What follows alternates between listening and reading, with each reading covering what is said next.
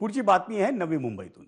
नवी मुंबईतल्या विकासकांचे सिडकोमधील दलाल अधिकारी हे पर्यावरणाच्या मुळावर आल्याचा गंभीर आरोप वनमंत्री गणेश नाईक यांनी केलाय। नवी मुंबईत फ्लेमिंगो स्थलांतरित होत असलेल्या 8 तलावांना पाणथळ दर्जा नाकारल्याप्रकरणी मुख्यमंत्री देवेंद्र फडणवीस यांनी विभागीय चौकशीचे आदेश दिलेत।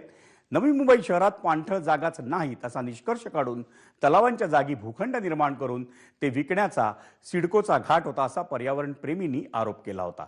त्यामुळे फ्लेमिंगोचं अस्तित्व धोक्यात आलं असताना वनमंत्री गणेश नाईक यांनी त्या आरोपाची दखल घेऊन ठाणे जिल्हाधिकाऱ्यांना पत्र पाठवून तलावांच्या जागा जैसे थे ठेवून त्या पाणथळ असल्याचं घोषित करण्याचा आदेश दिलाय। 3 दिवसापूर्वी माझ्या निदर्शनास ही बाब आणून दिली की नवी मुंबईमधल्या ज्या पाणथळ जागा आहेत ह्या पाणथळ नाहीत अशा स्वरूपाचा अहवाल तयार करण्यात आला होता।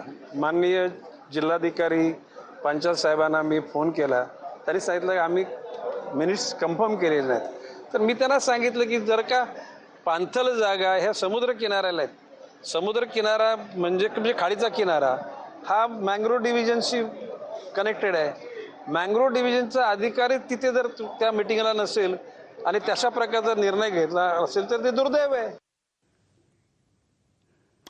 ठाणे महापालिका निवडणुकीत दिवा परिसरातून निवडून आलेल्या शिवसेनेच्या 9 नगरसेवकांवर अपात्रतेची